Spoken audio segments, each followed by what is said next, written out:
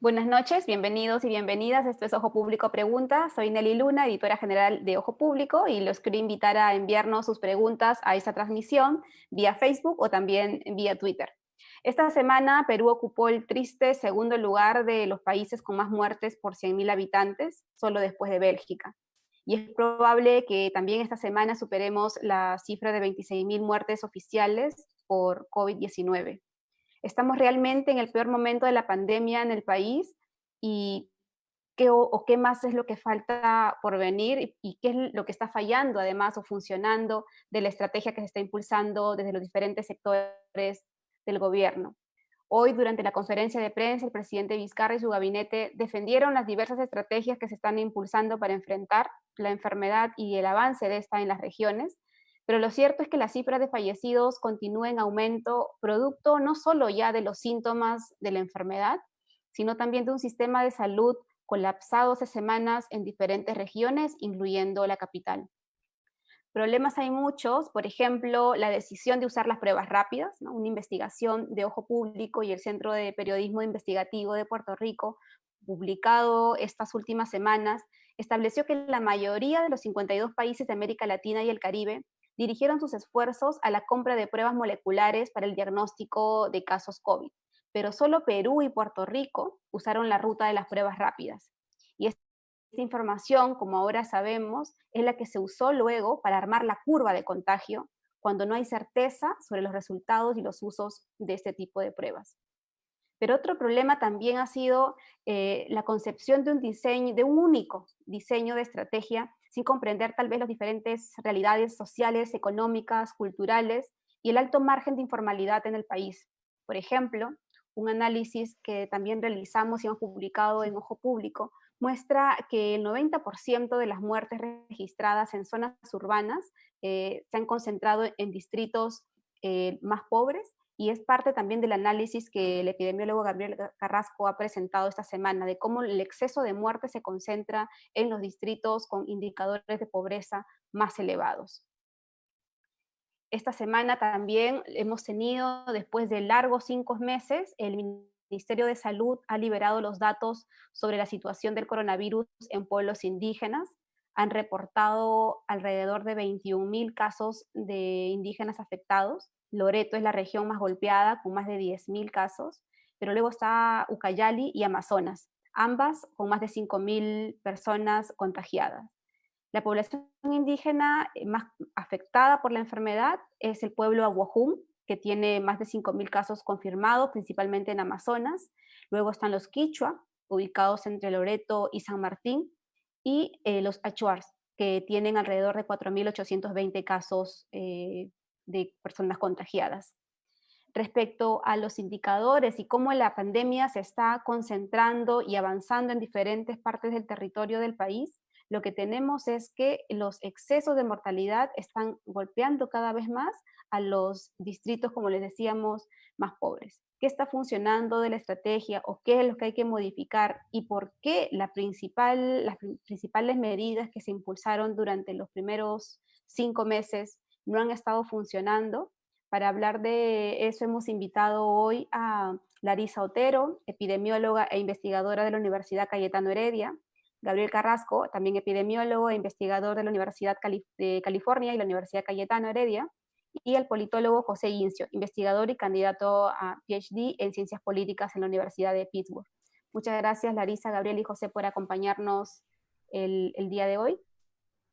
Queríamos comenzar el programa, doctora Otero, consultándole algo que la ministra de Salud mencionó hoy durante la conferencia de prensa del gobierno, ¿no? La ministra señaló que las cifras de muertes y contagios en este momento no representan un incremento exponencial, sino progresivo, y que están exponiendo no los problemas de la estrategia del gobierno, sino otros problemas como la deficiencia del sistema de salud pública, pero también la complejidad del territorio.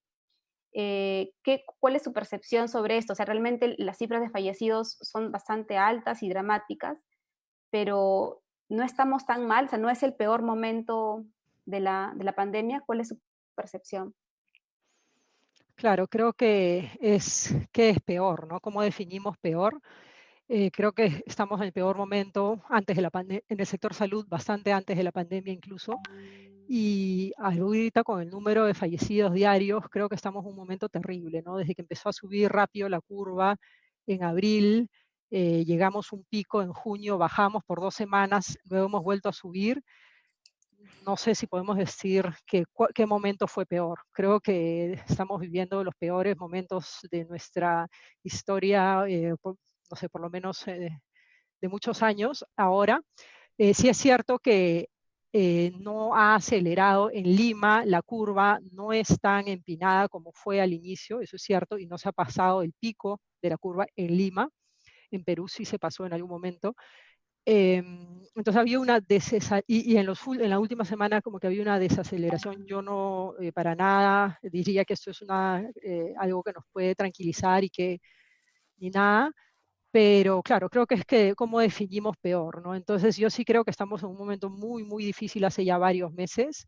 Creo también que han habido ciertos progresos importantes y eso es bueno.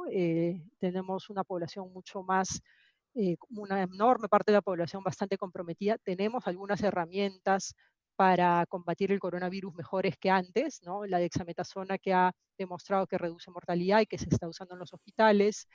Han crecido considerablemente las camas UCI, ¿no? En marzo teníamos 200, ahora tenemos más de 1000 con todas las limitaciones que eso trae sin tener un intensivista a cargo, ¿no? Entonces, hay algunas cosas que han mejorado y que nos hace estar más preparados.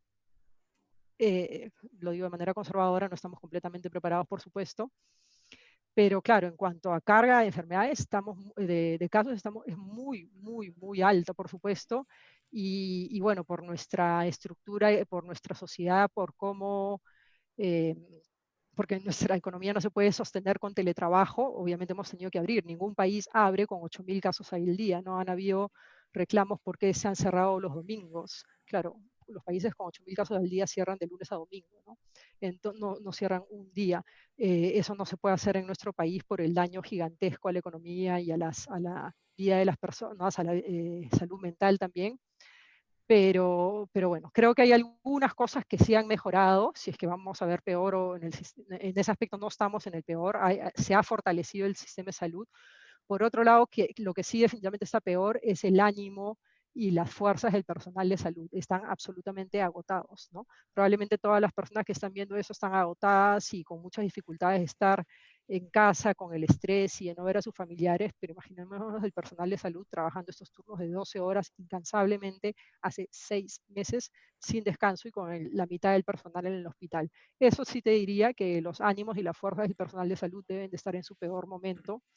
En cuanto a la curva, bueno, lo que mencioné, ¿no? O sea, sí es verdad que no ha acelerado tanto como en la primera parte y habría una sugerencia de que está bajando. Yo no digo nada hasta que haya algo sostenido por 2 semanas que nos dé confianza, pero bueno, es una definición de qué es peor, son distintas percepciones de qué es peor.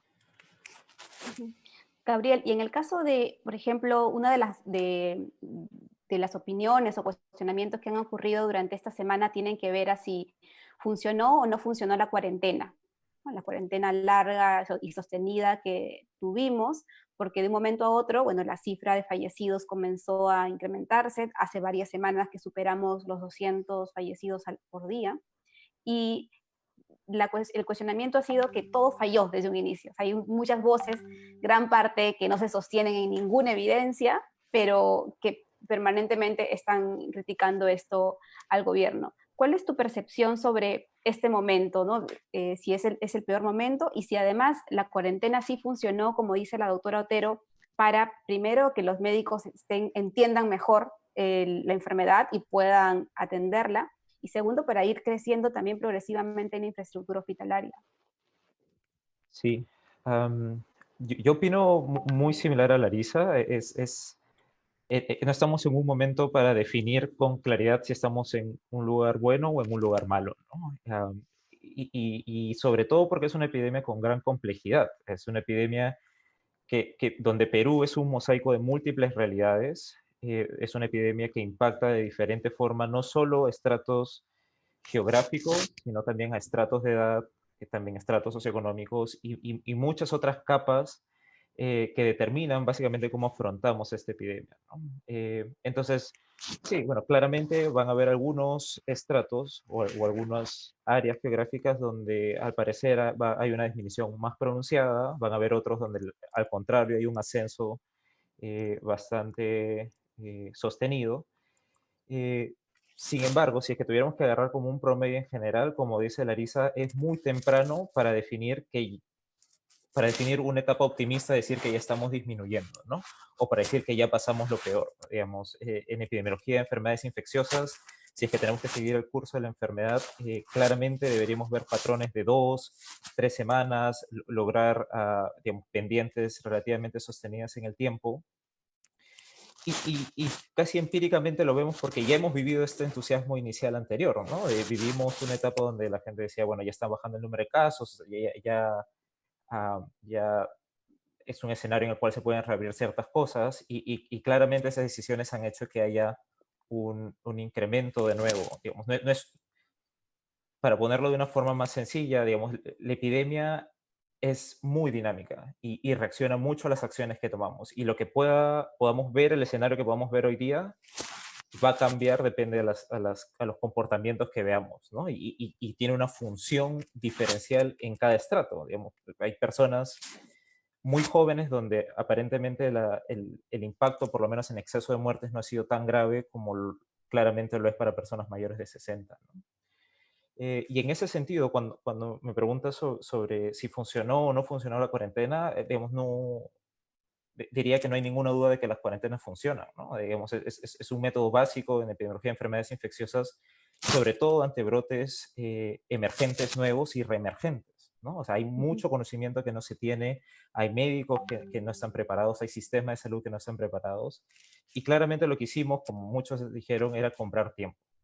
Ahora, claramente debemos también ser autocríticos y saber si se usó ese tiempo comprado de la forma más eficiente, ¿no? O sea, finalmente hemos salido hacia una reapertura económica más apretados por el lado, am, sí, de la parte privada, de la parte de reactivar la economía. Sí, sí, Económico, ¿no? Ujú. sí, y como dice Larisa, nadie abre su economía en una epidemia que tiene una alta tasa de ataque y unos casos diarios tan altos.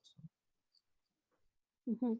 Y en el caso de la gestión más política, José, Incio, si nos puedes también dar la percepción de cómo crees que en una situación de crisis sanitaria, que uno podría argumentar que la respuesta tiene que ser exclusivamente sanitaria, pero ya vemos que no lo es porque hay factores económicos, hay factores sociales, culturales, de los que también vamos a hablar más adelante, pero ¿cuál es tu percepción de cómo ha gestionado esta crisis el gobierno, ¿no? Desde el punto de vista más político?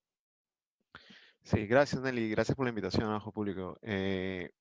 Yo creo que es importante y nos parece muy lejano, pero hay que recordar que este gobierno empieza ya traía una crisis política atrás antes de la crisis Además, del COVID. O sea, recordemos que en realidad eh, lo que estamos, digamos, las crisis políticas que estamos viendo ahora con el nuevo Congreso, etcétera, nace desde la elección del 2016 casi, con todo el preámbulo que hubo antes con PPK, etcétera, Vizcarra. Entonces, es un gobierno ya bastante débil, es un gobierno débil no solo en el tema de la crisis política que se vivía, sino también en el tema de que es un gobierno que no tiene bancada política, no tiene bancada en el Congreso, no tiene, digamos, mayor fuerza con la cual digamos, poder enfrentar diferentes espacios donde la discusión, digamos, te lleva por diferentes lugares. Y yo creo que aquí lo importante es que el gobierno se ha dado cuenta que manejar la crisis sanitaria no solamente es un tema en el cual el Ejecutivo está solo en la cancha, hay otros actores que también interfieren. Hemos visto que el Congreso se ha bajado un gabinete en plena crisis sanitaria. Entonces, eh, yo creo que si bien es cierto, entendemos todo ese contexto, al principio, en los primeros meses, las primeras reacciones, Vizcarra tuvo quizás o el gobierno tuvo la misma reacción con la cual está enfrentando las crisis políticas previas. Es decir, justamente al estar en un momento de crisis pudo haber hecho lo del referendo en su momento, lo de cerrar el Congreso en otro momento cuando estaban, digamos, siendo afectados por otros actores o en plena crisis política. Y lo que empezó en esta pandemia fue actuar con, digamos, digamos, medidas acertadas iniciales, ¿no? Lo de la cuarentena, digamos, total al principio, aun cuando había bastante oposición política a eso al inicio, y, digamos, tuvo la idea y, digamos las decisiones acertadas en ese momento. Ahora, como bien dice Gabriel, ¿qué hemos hecho después de ese momento? ¿Cómo hemos usado el tiempo ganado? Eso requiere otra evaluación, ¿no? Hay un momento interesante aquí que es que yo creo que fue un choque de realidad entre los deseos de hacer las cosas y la capacidad y la capacidad de implementarlas, ¿no? Entonces, tú tienes una idea de, ok, vamos a hacer la cuarentena cerrada, la cuarentena total, en un país donde el 75% de la población vive de economía informal, tú no puedes simplemente pensar que la gente se va a quedar en sus casas. Iba a ser bastante complicado. En un lugar donde la migración hacia Lima es bastante fuerte, debiste ver gente que va a querer regresar a sus regiones una vez que, digamos, la crisis económica se empieza a sentir en Lima. Por otro lado, tienes que diferentes realidades que, digamos, debieron considerarse en el momento de tomar las decisiones para justamente tener una política más efectiva. Entonces, ese choque de realidad del gobierno de tener los deseos digamos, tomar las decisiones, o en el papel las cosas sonaban muy bien, con la realidad de querer implementar lo que dice el papel. O sea, dices, vamos a sacar un bono. ¿Cómo implementas, cómo entregas un bono cuando tu sistema bancario es tan precario, cuando tu sistema bancario es tan centralista, etcétera? Entonces, yo creo que ese choque de la realidad justamente ha hecho que esas primeras decisiones digamos, no hayan calado más, no hayan tenido un mejor efecto. Y la gran pregunta es cómo estamos aprovechando este momento para corregir esos errores, ¿no? Eh, entonces, en líneas generales, creo que desde el inicio hubo buenas intenciones del gobierno y creo que están como que tratando de tomar las mejores decisiones posibles, pero también están con un estado bastante limitado en capacidad para implementar las cosas, y eso, si no hacen una buena digamos, un buen análisis de cuáles son los errores, no solamente decir como el presidente Vizcarra dijo hoy día, reconocemos algunos errores, sino, ok, ¿qué estás haciendo para cambiarlos? Si no se hace esa transición, creo que, digamos, esto va a ser simplemente como están tratando de apagar incendios por todos lados, ¿no? Y eso es, digamos, esa sensación da a la ciudadanía una sensación de que el gobierno no está tomando, digamos, las decisiones correctas, y eso lleva a un círculo vicioso en el cual, digamos, es muy peligroso, ¿no?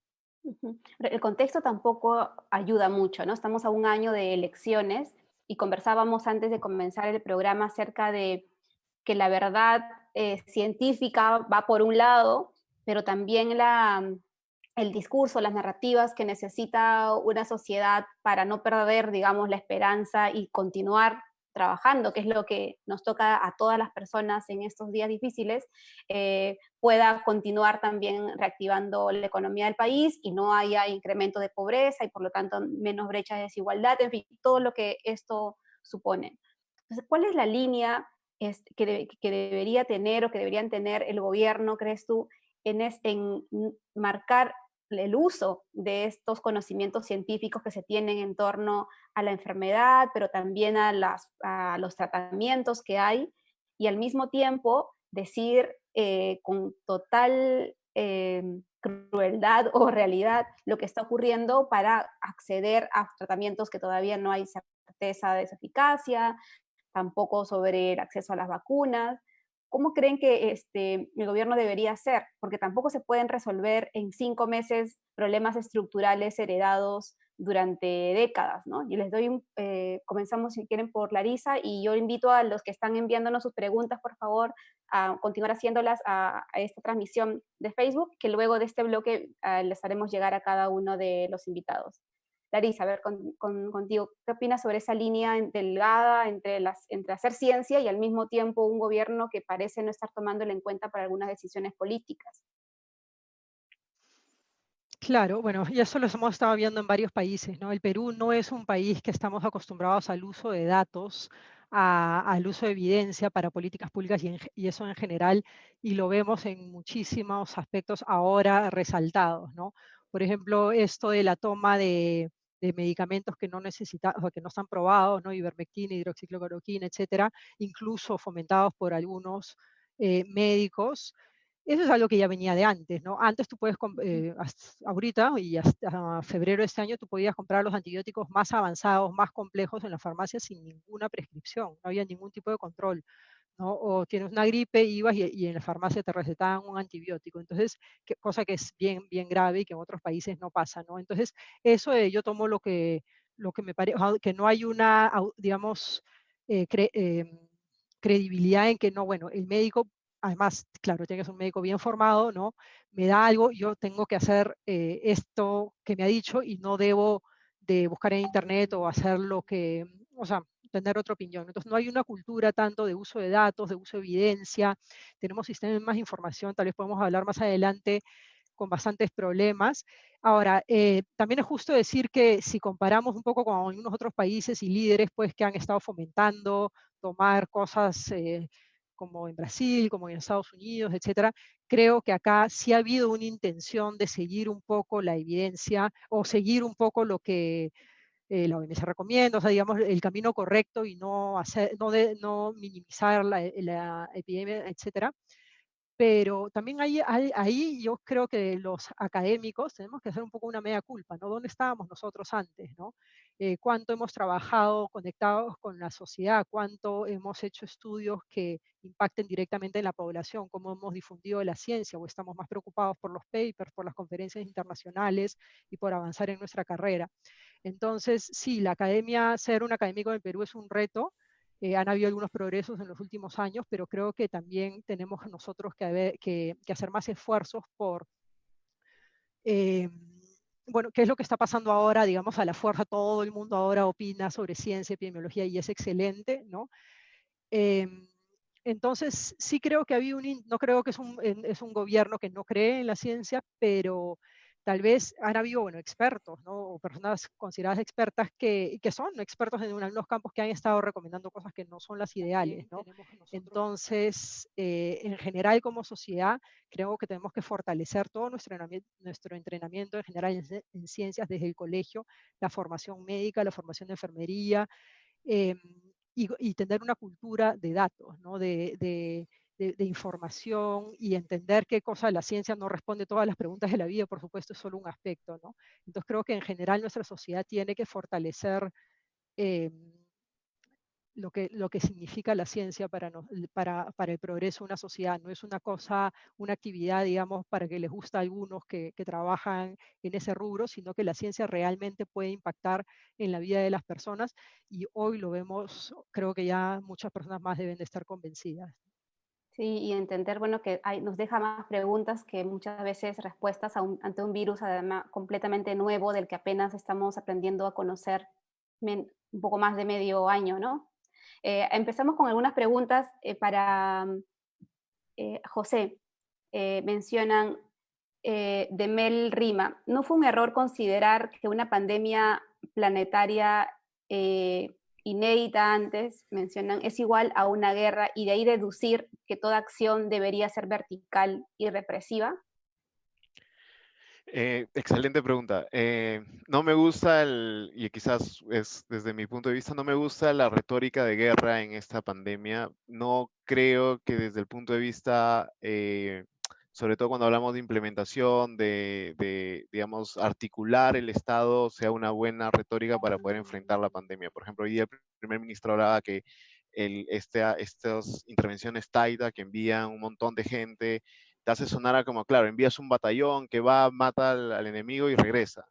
Pero es que ahí no termina el tema. O sea, necesitas, digamos, rastrear, construir instituciones, digamos, mejorar, digamos, no es como que te vas y el virus se murió. O sea, el virus, o sea, digamos, no es una cuestión de ir, matar y regresar. O sea, debemos tener otra perspectiva desde mi punto de vista, cómo estamos enfrentando esta pandemia, porque es una cosa en la cual creo que tiene que ver mucho de cómo justamente articulamos los esfuerzos para que pueda ser, digamos, un enfrentamiento más efectivo. Y una de las preguntas que justamente tú mencionabas, Nelly, sobre el tema de la ciencia, quizás aquí me gustaría decir que hablamos siempre de instituciones y no recurrimos a ellas. Por ejemplo, en el tema este de la ciencia o de quién se puede apoyar el gobierno para tomar decisiones, tenemos las universidades, o sea, yo no creo en figuras mesiánicas como que alguien que diga, yo tengo el dato y ya está, o sea, yo he trabajado en el Estado varios años y no es una cosa sencilla como que simplemente quizás tenías un grupo de gente ya trabajando, etcétera,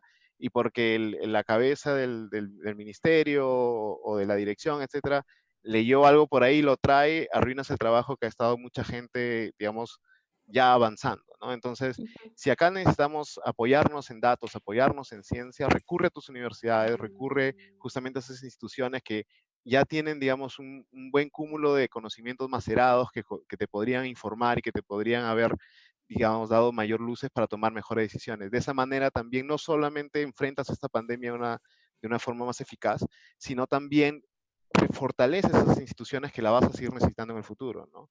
Entonces, ahí, sí, bueno, regresando a la pregunta del público sobre la retórica de guerra, no me parece la ideal y yo creo que en una forma en un país tan centralista como el nuestro, quizás ese es uno de nuestros pecados originales. O sea, ver que todo se maneja desde Lima, de una cosa unitaria para todos, etcétera.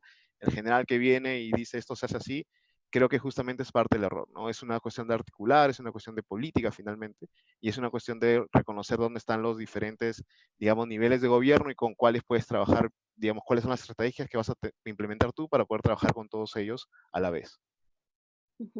Sí, y qué bonito sería que en tiempos de crisis se apelen precisamente a estas instituciones en lugar de líderes, ¿no? Perú tradicionalmente ha sido un país caudillista y lamentablemente las crisis siempre nos llegan así. Pero la siguiente pregunta de Foncho Silva Santiesteban es para Gabriel. ¿Por qué cuando se diseñan y recomiendan estrategias técnicas, entre comillas, no se toman en cuenta las barreras de implementación y adaptación a distintos contextos locales? ¿Por qué no se está tomando en cuenta ese aspecto de la práctica de la salud pública, la que demanda procesos más participativos y no solo estrategias diseñadas de forma vertical? Sí, súper interesante, ¿no? Y creo que, digamos, si es que hubiera acá un purista de planificación o algo así, diría que diseño que no considere la implementación es un mal diseño, ¿no? O una mala planificación. Entonces, es un error claro. Y rescatando un poco lo que decía Larisa y José, am, uno de los, bueno, diría si es que algo se puede criticar de forma bastante energética a cómo ha sido la aproximación de este gobierno es eh, las trabas que ha habido a la transparencia, ¿no? Digamos, no estoy diciendo que adrede haya habido un ocultamiento de datos o un ocultamiento de información, muy por el contrario, tenemos sistemas como el SINADEF, que es uno de los más transparentes y claros quizás en Sudamérica y en otros lugares. Pero lo que voy, por ejemplo, es que han habido mensajes del presidente donde se dice, los expertos me dicen tal cosa y estoy tomando una política en base a eso, ¿no? Por ejemplo, lo de las mesetas que hablaba José hace un tiempo, ¿no? O sea, los expertos me dicen que hay una meseta, entonces, en consecuencia, estoy tomando una decisión. Y claramente esa meseta fue muy efímera o no existió nunca realmente. Entonces, No lo sabremos. y eso va mellando un poco lo que el pueblo ve reflejado de estos expertos o estos científicos, ¿no? Entonces, lo que creo es que si hubiera una apertura más transparente, decir, ok, esta ha sido la evidencia de los expertos, porque entiendo que estos comités de expertos trabajan mucho tiempo, hacen ciertos reportes, quizás muy internos, pero si hubiera una transparencia de cómo comunicar cómo fue el proceso para esa toma de decisión o para esa recomendación, finalmente abriría la cancha para, uno, responder esta pregunta de decir, ok, algo faltó en esta implementación, ¿no? Y que estos grupos que tienen que ser relativamente pequeños incorporen sugerencias de otros cuerpos académicos o de la sociedad civil, como dice José. O sea, si es que hubiera no es un escrutinio, pero digamos un compartir no solo datos, sino compartir metodologías y profesionales de las ciencias sociales, ciencias económicas, aporten a un problema epidemiológico de un comité epidemiológico y viceversa, ¿no? Que cuando hay que hacer una planificación económica, expertos de institutos de medicina tropical o expertos de clínicos aporten a esa lógica para la toma de decisiones, finalmente eh, permitiría un enriquecimiento de la aproximación que hemos tomado, ¿no? Eh, Creo que eso finalmente va a terminar va a terminar reflejado, al menos de la parte epidemiológica, en un gran plan no solo de vigilancia, sino de acción epidemiológica para lo que viene de la pandemia, ¿no? Y creo que, rescatando un poco lo que decíamos antes, si estamos en el peor momento o no, yo creo que estamos en un momento donde no tenemos mucha claridad cuál va a ser el plan todavía. Y ya pasaron 5 meses, ya pasamos una cuarentena. Entonces, eso finalmente podría inyectar a la población de saber qué va a pasar, ¿no? O sea, por ejemplo, ¿cuándo vamos a regresar a una cuarentena? O sea, ¿existe esa posibilidad o no? ¿Qué indicador epidemiológico nos va a guiar para tomar esa decisión? Si no se va a tomar, es mejor saberlo y que sepan que ese es, a la evidencia de hoy día, eso es lo que sabemos, ¿no? Y eso va claramente a cambiar porque cada vez hay más evidencia, pero tener un documento maestro para la sociedad civil, para la comunidad científica y finalmente la toma de los tomadores de decisiones, que sea el hilo conductor de estas conversaciones. Sí, además que no, ante una futura pandemia de este tipo, no volvamos a cometer los mismos errores, ¿no? La sistematización de este proceso, además, me parece que debería ser como una de las grandes tareas a largo plazo del gobierno. Hay una pregunta más del público para ti, Larisa, de Claudia Cusi. Si se puede señalar qué medidas que se tomaron no han funcionado. ¿Tú identificas alguna medida que tal vez no se debió tomar, que no funcionó? Sí, es difícil decir así con certeza, esta no funcionó, esta sí funcionó, por lo que, y claro, la retrospectiva siempre nos va a permitir saber cómo, poder evaluar mejor, ¿no? Y creo que en todos los países están similares, pero a ver, algunas que de todas maneras no funcionaron es la estrategia de pruebas rápidas que se extendió a asintomáticos, ¿no? O sea, teníamos un déficit enorme de pruebas moleculares al inicio, ok, y compra un set enorme de pruebas rápidas, que la idea era usarlas en vigilancia poblacional, y ok, como un plan B, usarlas para un diagnóstico en personas que tienen varios días de síntomas. Ok, es un plan B, en mi opinión, es aceptable si es que no tienes otra posibilidad. Tienes que diagnosticar, bueno, puedes no diagnosticar basado en síntomas, pero para personas que ya están en el hospital con varios días de síntomas, una prueba rápida podría ser útil y evitas hacer la molecular. Pero no no es lo ideal, obviamente, quieres una molecular, pero bueno. Y lo demás para vigilancia poblacional, que sí está bien. Y eso fue marzo, abril. Perdón, sí, marzo, abril, pero en mayo empiezan a usarse en asintomáticos, ¿no? En estos tamizajes que uno ve en la comunidad, fueron a tal sitio y tamizaron no para los vendedores de mercados, transporte público, porque esos sí son, digamos, muestreos poblacionales que puedes hacer inferencia para la población, incluso corregir para el desempeño de la prueba, etcétera, ¿no? Pero para uso individual y en asintomáticos no tiene sentido alguno. Eso no lo recomienda nadie y nadie recomienda eso, al contrario, recomiendan que no se haga, ¿no? El valor predictivo de las pruebas en asintomáticos siempre van a ser más bajos, ¿no? Entonces, no diría que, o sea, ahí el error es que estás gastando un montón de recursos de gente que está haciendo pruebas que no las necesita, ¿no? Y que podrías estar usándolos, aislando casos en base a síntomas, que es una estrategia difícil también, por supuesto, pero eso. Entonces, el uso de pruebas rápidas en asintomáticos y no aclararlo, ¿no? Porque, ok, se han satanizado las pruebas rápidas por todas partes, pero el problema no es la prueba rápida, es cómo la estás usando, ¿no? Es que la estás usando en un momento y en un grupo de personas que no deberías usarlas. Esa es una, y la otra tal vez es la comunicación, ¿no? Una comunicación mucho más, sobre todo si tienes limitación de recursos, mucho más sólida, transsector, o sea, que todo el mundo hable lo mismo, los mismos discursos. Sé que es difícil, ¿no? Pero bueno, eso puede reducir, hay muchas cosas que se podrían hacer solo con una buena comunicación. Eso es uno, y en mi opinión, probablemente el más grande, debí decirlo primero, es que, claro, es bien difícil, ¿no? Yo no he trabajado nunca en el sector público, menos como, como autoridad, pero claro, se enfatizó mucho en fortalecer las capacidades hospitalarias, que era absolutamente necesario. Nosotros hoy día somos el peor de la región, pero antes éramos los peores de la región en capacidad hospitalaria también. Entonces, la gran bonanza económica, pero los peores con menos camas UCI, menos todo, de toda la región. No somos menos que Surinam, menos que todo, no estamos menos que Chile, era menos que toda la región. Entonces, había que crecer eso de todas maneras, pero a la par tenías que hacer una estrategia de salud pública más sólida, ¿no? Un comando sólido de salud pública que cruce todos los sectores, porque un gran problema en nuestro país y que dificulta todos estos temas de implementación es la fragmentación del sistema, ¿no? MINSA es salud, las Fuerzas Armadas, el privado, y son sistemas paralelos que dependen de distintos ministerios, ¿no? Entonces el comando COVID que lideró la doctora Massetti hizo un excelente esfuerzo para unir eso. El C-COVID es un excelente esfuerzo para unir los sistemas de información de todos estos sectores, pero en la parte de salud pública no ha habido tanto eso, ¿no? Entonces cada direza hace un poco su prevención, o sea, sus equipos de respuesta rápida a su manera, las DIRIS también, salud, no me queda muy claro cómo. Entonces, toda la parte de prevención comunitaria, o sea, detectar rápido, identificar contactos, aislarlos, etcétera, está un poco, eh, son algunas, o sea, está completamente fragmentada. Entonces, fortalecer eso, toda la respuesta de salud pública, con todo lo difícil que es, por supuesto, y que no se iba a lograr perfección, y que países incluso que sí lo han hecho un poco mejor que nosotros desde el inicio, como son Argentina y Colombia, no han dejado de crecer.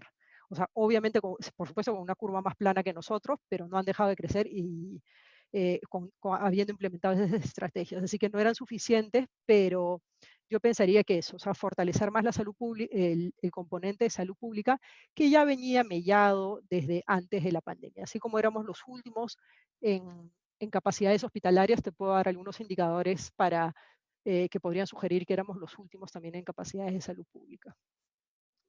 Años de casi nada de inversión en los hospitales. Vamos a parar un poco el bloque de preguntas del público, igual pueden seguir, continuar haciéndolas, pero queremos hablar en este momento sobre las estrategias que podrían diseñarse y las pruebas, ¿no? Gabriel, tú has publicado hace poco y vamos a mostrar ahora en la transmisión un análisis, un gráfico que desarrollaste sobre cómo se ha presentado el exceso de muertes por diferentes distritos, ¿no? El exceso de muertes es el número de muertes que está por encima de lo que un país hubiera esperado en condiciones normales o un espacio territorial. Y en este gráfico, no sé si ya lo están proyectando, nos avisa, lo que se ve es que hay una enorme desigualdad del impacto de estos excesos de muerte en diferentes distritos, ¿no? En distritos, por ejemplo, como San Juan del Lurigancho, el porcentaje es aún mayor, y lo que evidencia un poco esto, o de manera bastante explícita en realidad, es que las condiciones socioeconómicas son un factor y una variable fundamental al momento de incrementar el impacto mortal de la enfermedad. Cuéntanos, por favor, un poco, se está mostrando ya en la transmisión el gráfico que analizaste con los distritos. Sí, digamos, este fue un ejercicio bastante interesante, ¿no? Y viene motivado porque ya en otros países se habían registrado estas diferencias en base a estratos socioeconómicos e incluso estratos raciales, ¿no? Aquí en Estados Unidos la población afrodescendiente o afroamericana tiene unas tasas de muertes más, bueno, mayores a las de la población general. Y entonces en esta exploración de datos es importante mencionar de que el exceso de mortalidad no se debe exclusivamente a COVID, pero sí se puede inferir que se debe al impacto de la pandemia, ¿no? Es decir, no todos son muertos por infección del virus, sino por las otras enfermedades que se han dejado de atender. Y como Larisa menciona, nosotros somos un país que ya venía con un sistema de salud frágil. Y es fácil inferir que con un sistema de salud frágil tenemos personas que tenían una salud bastante, digamos, resquebrajada, ¿no? Digamos, tenían problemas de salud crónicos, tenemos sitios donde todavía hay problemas de salud o enfermedades infecciosas o problemas de salud agudos. Entonces, al interrumpir estos servicios de salud que normalmente se daban, también se incrementa la mortalidad, en este caso por no proveer los servicios adecuados. Entonces, esta combinación de muerte por virus más muerte por dejar de atender las otras enfermedades es el impacto global de la pandemia. Y lo que, como resultado de este análisis, lo que vimos es lo que mencionas, ¿no? Hay distritos donde el impacto ha sido mucho más grande, es decir, el exceso de muertes ha sido casi 10 veces a lo que había sido observado antes de la pandemia, mientras hay otros distritos de estratos socioeconómicos más altos, como San Isidro, Miraflores, San Borja, donde el impacto ha llegado máximo hasta 4 veces lo que había sido antes de la pandemia. Entonces acá hay un gradiente socioeconómico y hay una inequidad bastante clara, ¿no? Que tiene que ver con condiciones estructurales.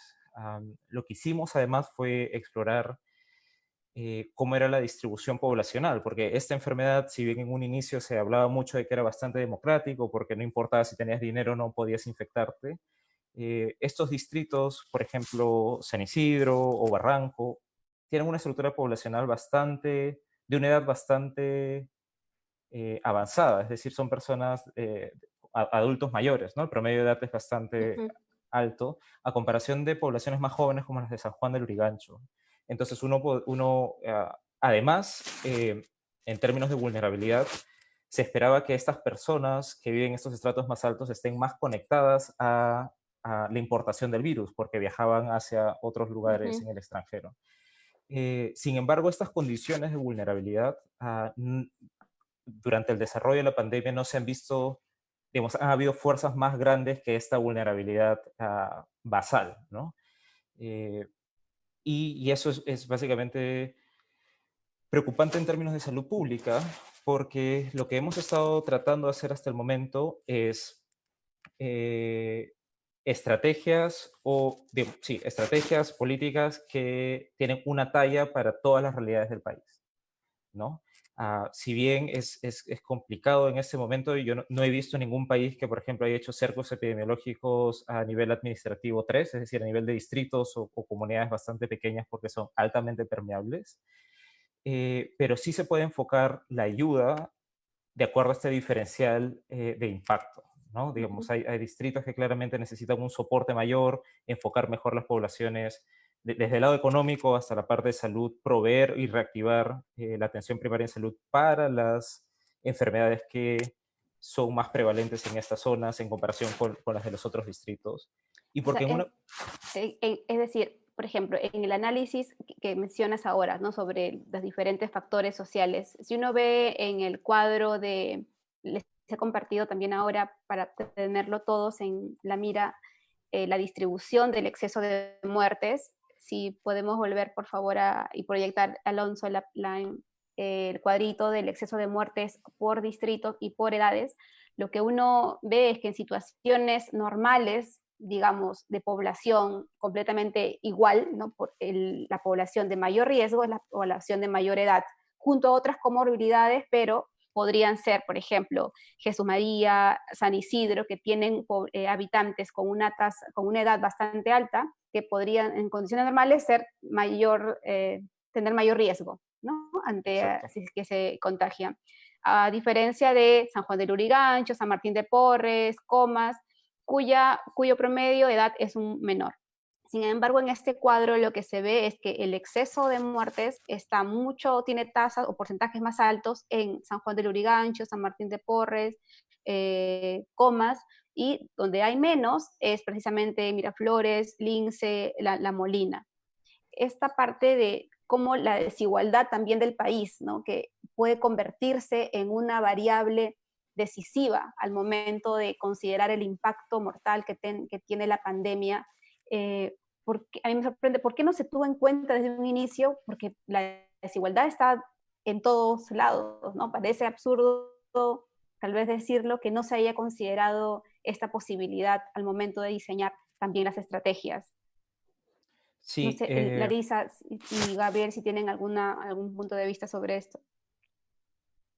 sí, Larisa, sí, sí puedes ampliar. Eh, sí, bueno, de acuerdo contigo, Nelly, ahora, ¿qué podrías hacer, no? Yo también creo que las personas, no hay nadie en Lima ni en el Perú que no debería tener agua, que no debería de tener condiciones básicas de vivienda. Y sí, yo también diría, ¿por qué es que no se pueden construir complejos habitacionales como debe ser para que todo el mundo viva de manera digna? ¿Y por qué no hacerlo ahora que esas condiciones insalubres no solo son peligrosas para COVID, ¿no? Ahora, a mí no se me ocurría cómo lo puedes hacer. O sea, si ha habido un foco, la idea del bono, los alimentos, los programas que están habiendo en la comunidad están más dirigidos ahí. Pero yo quería hacer un comentario relacionado a lo poco preparados que estábamos. Nosotros, bueno, estamos en uno de los peores de la región en COVID. Nosotros somos uno de los peores en la región de todas las Américas en tuberculosis. La tuberculosis en el mundo está sobre todo en India, China, el sudeste asiático, África y algunos países de la ex Unión Soviética. En las Américas es la región con menos carga de tuberculosis, por lejos. De las Américas, Perú es el segundo. Tenemos la segunda tasa de incidencia más alta de las Américas. Haití es el primero, como 126. Nosotros tenemos como 123 por 100.000. Y escuchen los demás países. Colombia tiene 30 por 100.000. Ecuador 40 por 100.000, Chile 16 por 100.000, Argentina 40 por 100.000, Perú 120. Somos los peores, ¿no? ¿Cómo es posible eso? Y la tuberculosis es un reflejo de la salud pública, es un reflejo de tu primer nivel de atención, es un reflejo de muchas cosas. Tenemos un programa que cubre casi todos los servicios de salud del país con personas que trabajan muy duro, pero hay cosas pues que no se entienden, ¿no? Y casi similar a COVID, ¿no? Hay una prueba molecular para tuberculosis excelente que ya se usa en África, la usan casi en todos los países, y a Perú ha entrado muy lentamente, a pesar que Perú fue uno de los sitios que se validó.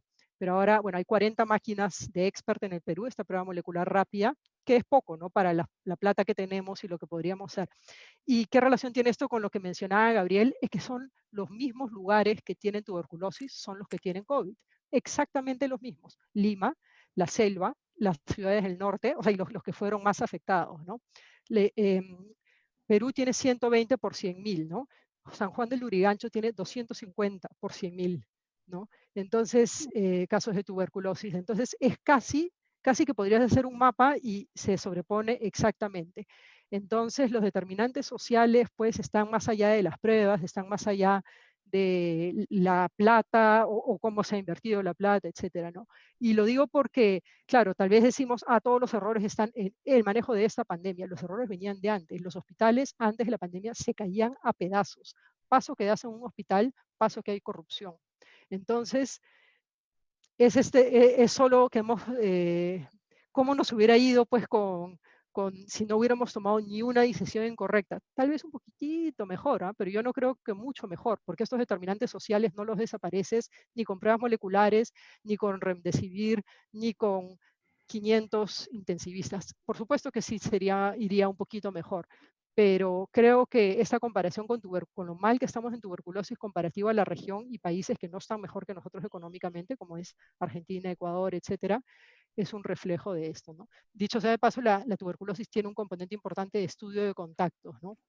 Que podría facilitar, es diferente al de COVID, pero bueno, quería hacer ese comentario, como los mismos distritos, los mismos sitios en Perú, los más afectados, y los mismos distritos, San Juan del Lurigancho, el Agustino, la Victoria, Lima Norte, bastante más que Lima Sur, son todos los distritos que son más afectados en tuberculosis, y si tú ves las peores curvas de COVID, están exactamente ahí. Ok, Larisa, muchas gracias. En el caso de, por ejemplo, de la enfermedad, una de las estrategias precisamente para entender cómo se ha ido avanzando y desplazando ha sido la toma de muestras, ¿no? Y ahí queríamos conversar también con José Incio. José, tú has analizado una serie de datos sobre cómo se han realizado estas pruebas en el Perú. De hecho, al inicio hubo mucho uso de las pruebas moleculares, ¿no? A pesar de que era difícil acceder a ellas, se obtuvo un bloque para empezar a utilizarlas en algunas regiones, pero luego se fue desplazando esa estrategia por el uso masivo de pruebas rápidas y la curva de contagio se construyó en base a esas pruebas, ¿no? O sea, ¿cómo se puede diseñar una estrategia en base a pruebas rápidas cuando estas además no son completamente certeras, ¿no? ¿Qué nos dice tu análisis de cómo se distribuyó este uso de pruebas en las regiones? Sí, muchas gracias, Nelly. Una de las, digamos, la conclusión más saltante es, regresando al mismo tema que tocaba Gabriel, la desigualdad, ¿no? O sea, hay regiones en las cuales, por ejemplo, Moquegua, si tú sacas la tasa cada 100.000 personas, el número de pruebas aplicadas sale como el lugar con mayor pruebas aplicadas, ¿no? Con mayor número de pruebas aplicadas cada 100.000 personas. Sin embargo, cuando te pones a ver cuántos fueron los que fueron detectados con pruebas rápidas o cuántos positivos fueron detectados con pruebas moleculares, te das cuenta que al final solo el 4% de los detectados, digamos, positivos en Moqueguas fueron detectados con pruebas rápidas, con pruebas moleculares. Entonces, si podemos, no sé qué gráfico estás proyectando, si no estás proyectando un gráfico. Sí, el gráfico que se está proyectando justamente es el que tiene los casos detectados según tipo de pruebas por región.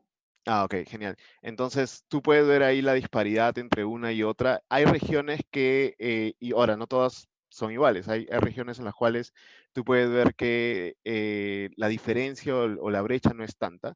Tipo Cusco, por ejemplo, han logrado casi un 50-50, por decirlo así. Pero hay otras regiones como Amazonas, como Moquegua, en las cuales la brecha es bastante grande, ¿no? Entonces, esto creo que tiene que ver justamente con lo que mencionaba Larissa y Gabriel con, o sea, la prueba rápida en sí no es mala, o sea, el tema es cómo la estás usando o para qué la estás usando o qué información de esta prueba estás sacando para tomar decisiones, ¿no? Entonces, yo creo que allí es el problema. Si vemos las tendencias, como te digo, hay algunas regiones en las cuales esta tendencia se hace un esfuerzo mayor por reducirla, esta brecha, y otras en las cuales la brecha simplemente se dispara y en lugares donde, claro, tú dices, hay X cantidad de pacientes detectados, pero el, digamos, 96% de estos fueron con pruebas rápidas y no con moleculares. Entonces, ¿cuánto realmente es confiable esta data o cómo la puedes utilizar para tomar mejores decisiones? Esa es una gran interrogante, ¿no? Y yo creo que, de nuevo, si tú vamos a ver cuáles son las regiones que, digamos, tienen menor atención, por decirlo así, o las cuales se ha distribuido en el menor número de pruebas rápidas, también responden a, digamos, otros factores estructurales en los cuales, por ejemplo, la Amazonía, parte del norte del Perú, algunas regiones altoandinas, en las cuales simplemente han mandado pruebas rápidas y no las moleculares, que creo que son las que deberían usar justamente para construir estas curvas y tomar decisiones, ¿no? Sí, porque una de las cosas, por ejemplo, que nosotros también hemos reportado es la situación de cómo las pruebas y la cantidad de pruebas han llegado, por ejemplo, a territorios indígenas en la Amazonía.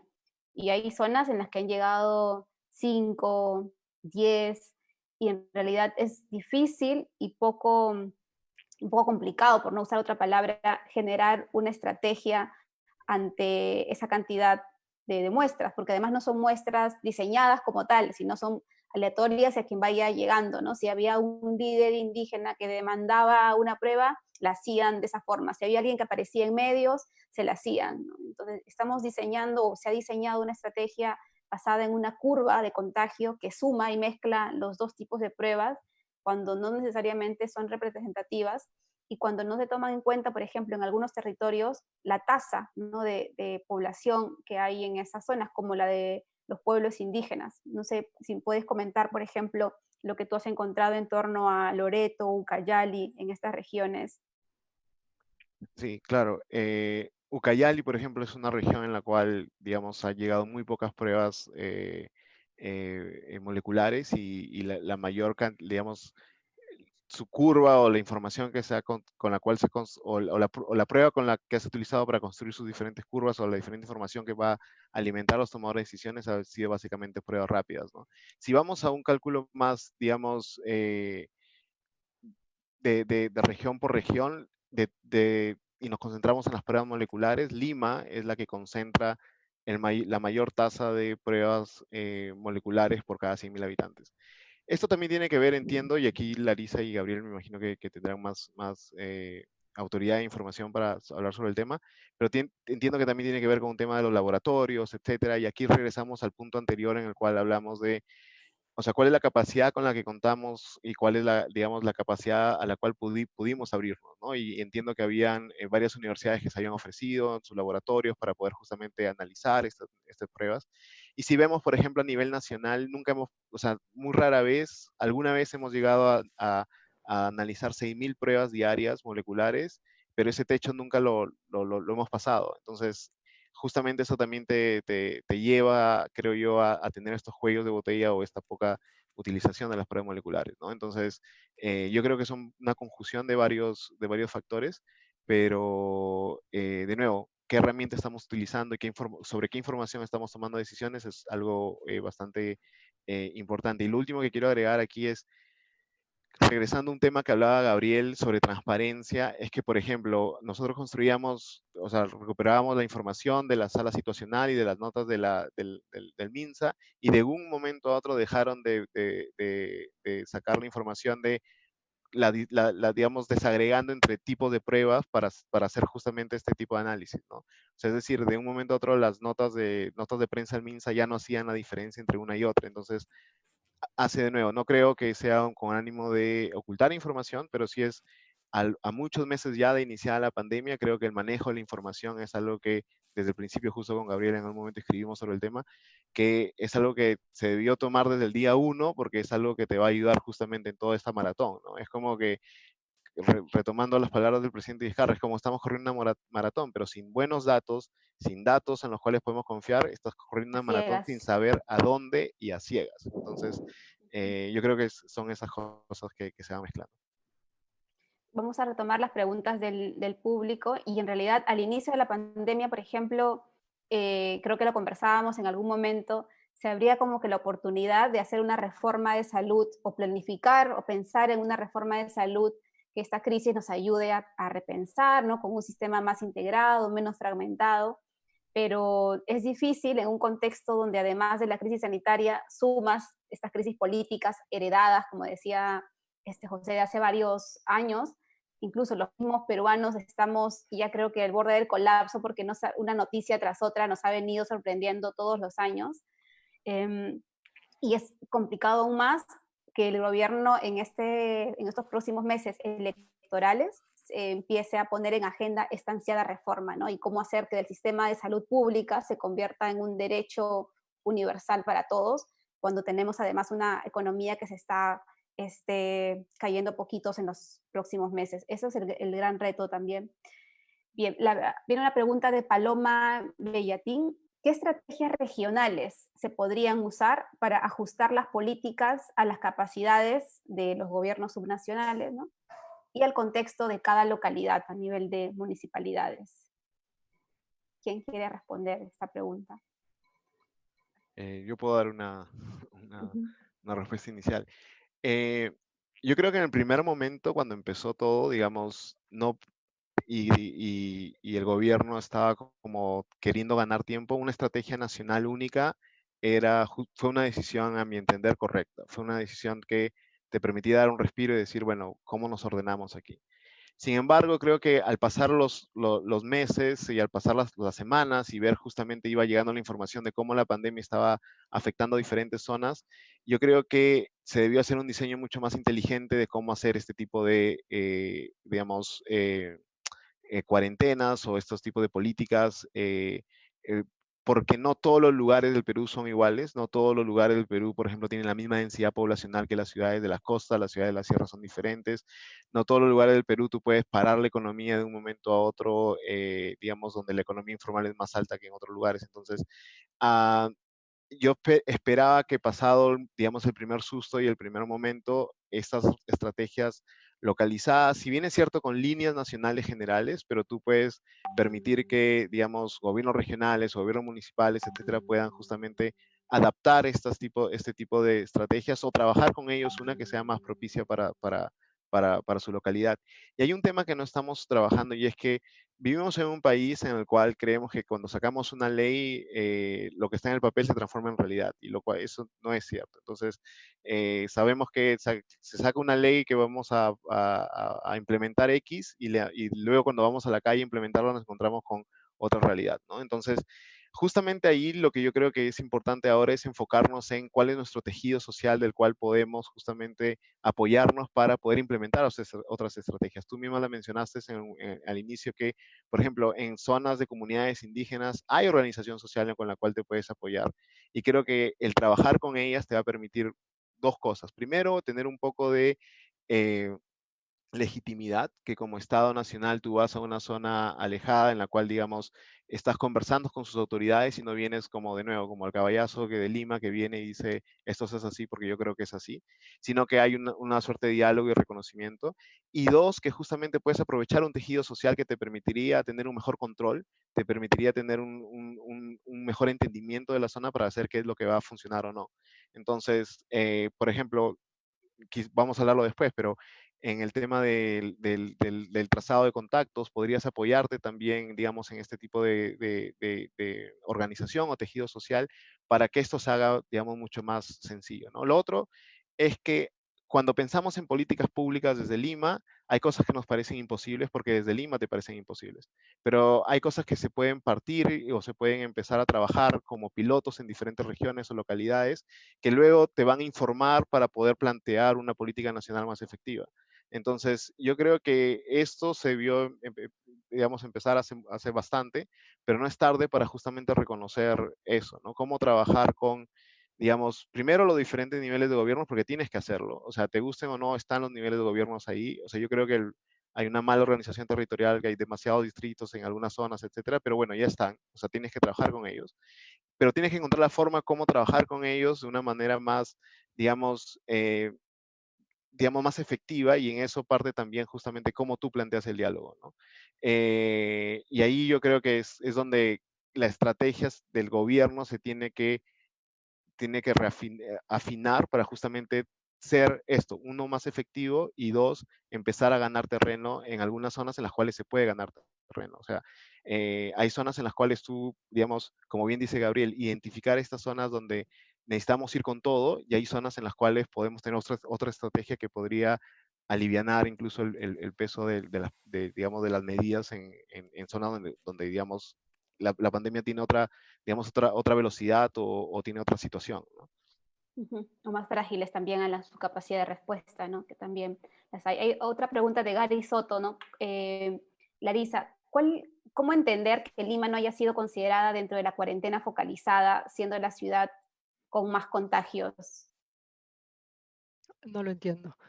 Me imagino que porque, bueno, la economía que se mueve, ¿no? Y o sea, entiendo perfectamente el tema económico. Yo soy epidemióloga, claro, lo mejor desde el punto de vista epidemiológico se diría que estemos todos en casa. Yo entiendo que la pobreza, que el daño gigantesco a la economía de tantas personas no es algo que no es importante, por supuesto. Las personas no quieren perder su trabajo, no quieren ser pobres, pero tampoco quieren morir. Entonces las dos cosas se tienen que trabajar. Y sí, yo sí creo que, bueno, algunas cosas, por ejemplo, los viajes interprovinciales de Lima, o sea, nosotros los limeños yéndonos a provincias y a regiones con mucho menos recursos, sin ningún control, sin que, o sea, yo me puedo ir ahorita a Huancavelica, ir a una fiesta gigantesca y contagiar a 100 personas y no pasa nada. Entonces, tal vez, aunque sea que las personas que viajan de zonas de alta incidencia a baja incidencia, aunque sea apelar a informarles, no todos lo cumplirán, pero tal vez algunos sí, del daño que pueden causar, y que se guarden en 14 días con el menor número de contactos posibles, por dar un ejemplo. Y luego otras cosas en Lima, ok, no cerrar todo de ninguna manera todo, pero sí ajustar algunas cosas. Hay que tener en cuenta, no sé si Gabriel lo dijo, pero hubo una meseta en algún momento y hubo una caída de 2 semanas. No es que esté diciendo causa-efecto, pero la apertura de mayo no pareció haber afectado, o sea, pareció permitir igual la caída. O sea, se abrió mayo y igual cayeron 2 semanas, ¿no? Entonces, podríamos volver a ese equilibrio, no digo cerrando las cosas a como estaba en mayo, ¿no? Pero modificando más los comportamientos y sí cerrando algunas cosas. O sea, se entiende que si hemos abierto una situación tan catastrófica de transmisión es por el tema económico. Pues entonces salgamos solo a trabajar. Esta prohibición de las reuniones sociales pienso, venir antes con una comunicación muy clara.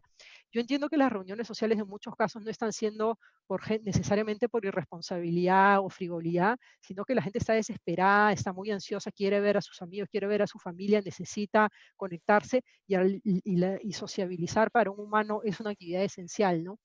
Pero lamentablemente, o sea, algo tiene que no pasar, ¿no? Y debió ser exclusivamente para cosas laborales, y también hay otras cosas que se han abierto que tienen riesgo, no todas las cosas en lugares cerrados y poco ventilados.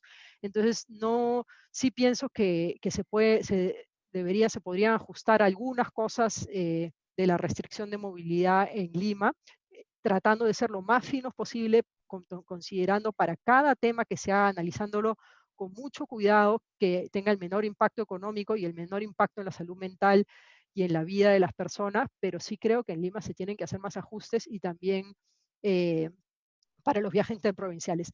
Si es que esta aparente bajada de los últimos días se mantuviera, lo peor sería pues que, como pasó en junio, que bajaron 2 semanas y ya está, casi como si hubiéramos llegado abajo, ¿no?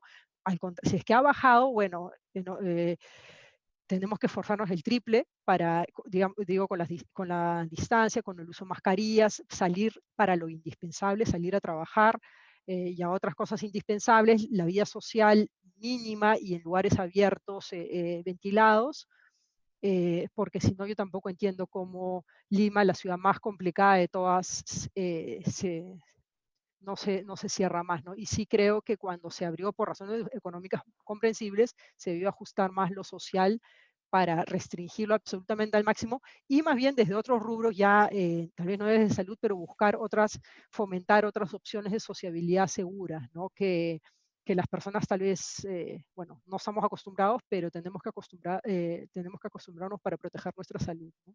Los rebrotes pueden ser mucho más duros, ¿no? Incluso que las primeras olas de contagios. Para, Sí. O sea, en Lima no ha subido, ¿no? Pero como Ujú. hemos hablado al principio, eso no es necesariamente, no ha sido más alto que el primer pico, pero no estamos diciendo que eso también es positivo. Lo único positivo va a ser cuando realmente baje, ¿no? Ujú. Hay una pregunta para Gabriel de Patricia Carolina. La doctora Lotero mencionaba el tema de la comunicación, ¿no? ¿Qué tan importante es la comunicación dentro de una pandemia? O sea, ¿qué dice también la epidemiología? Porque esto que mencionaba Larisa, que si bien es cierto, no se puede mantener cerrada la economía porque hay otros factores que las hacen inviable, cómo la sociedad tiene que entender estas diferentes estrategias epidemiológicas que hay para contener el avance de la pandemia. ¿Cuál es tu percepción, Gabriel, sobre este factor más de comunicación? Sí, de hecho, eh, solo cortito para hacer el vínculo con esa pregunta, y es que, como decía Larisa con el ejemplo de tuberculosis, en enfermedades infecciosas, Perú es uno de los países que tiene una amplia experiencia en un gran rango de enfermedades infecciosas. O sea, hablar de pruebas moleculares, pruebas serológicas, ya se ha hecho desde años y los epidemiólogos ya están acostumbrados a pruebas imperfectas. Hablar de contact tracing, hablar de promotores de la salud, hablar de un conjunto de acciones epidemiológicas que ya se conocen, este es el momento para pasar ese conocimiento que acumulamos de malaria, de dengue, de tuberculosis, de un montón de cosas, a una estrategia de COVID, ¿no? Y una de ellas es precisamente la comunicación. Digamos, no hemos tenido éxito en muchas enfermedades porque precisamente no hemos comunicado el mensaje de promoción de la salud de forma correcta. Y no es una ciencia sencilla, es una ciencia que tiene cánones, que tiene personas altamente especializadas en cómo transmitir un mensaje, ¿no? Si fueras, digamos, y estas ciencias se desarrollan no solo para salud, se desarrollan para estrategias políticas, y José puede hablar de eso, se desarrolla para, sí, para muchos campos, y diría que la comunicación asertiva para la salud es una de las cosas que se ha desarrollado muy poco en el país, ¿no? Digamos, en la región en general, pero en el país ninguna de nuestras estrategias anteriores para otras campañas han estado fuertemente basadas en una estrategia de comunicación. Y esto termina deteriorando los esfuerzos que vengan detrás, ¿no? O sea, yo sé que en este momento hay mucho impulso por algún tipo determinado de prueba o algún tipo determinado de trazador de contactos o alguna cosa muy específica. Digamos, en salud pública ya estamos acostumbrados a que en realidad no es una sola bala no va a matar a una epidemia. Necesitas un arsenal grande, ¿no? Pero, digamos, estamos en el país con mayor número de expertos de COVID por millón de habitantes. Pero el problema entonces es que si es que vas a incluir la parte de comunicación, deberías entonces soportarlo con toda la evidencia que ya se conoce. No somos un país, digamos, somos un país que tiene recursos bajos en promedio, pero tiene un alto talento humano. Hay mucha gente que ha salido a capacitarse fuera, hay muchas universidades muy buenas adentro, y ya hay experiencia acumulada. No dejemos que la dimensión, como decía José y Larisa, así la dimensión suene grande e inalcanzable. Digamos, hay una gran cantidad de profesionales que por primera vez, y eso lo digo de forma muy sincera, por primera vez he visto gente que de forma interna, digamos, en Cayetano podría jamás verse o jamás tomar una cerveza o jamás sentarse a comer, por primera vez tratando de salir de esto, porque todos queremos salir de esto, todos queremos volver a nuestro trabajo normal, ¿no? Digamos, habrán algunos pocos que querrán seguir trabajando en COVID, pero digamos, todos queremos regresar a la vida que teníamos antes, o una vida mejor en realidad, y finalmente aprovechemos ese conocimiento acumulado, ¿no? Sé que desde las ciencias económicas, por ejemplo, ya hay mucho avanzado. por poner un ejemplo, cuando se habla de trazador de contactos, este trazador de contactos, que es una herramienta, tiene efectividad cero si es que un porcentaje de la población muy baja descarga la aplicación para hacer un trazador de contactos digital, ¿no? Igual, una estrategia de trazabilidad de contactos manual tiene una probabilidad muy baja si la trazabilidad se hace después de 5 días o después de 10 días. Digamos, ya hay conocimiento acumulado en eso, ¿no? No es simplemente lanzar una palabra bonita, sino aprovechemos y construyamos sobre lo que ya, digamos, no reinventemos la rueda, que es lo que estamos haciendo en Perú. Bueno, me parece que es lo que estamos haciendo en Perú en los últimos 2 o 3 meses, ¿no? Ujú.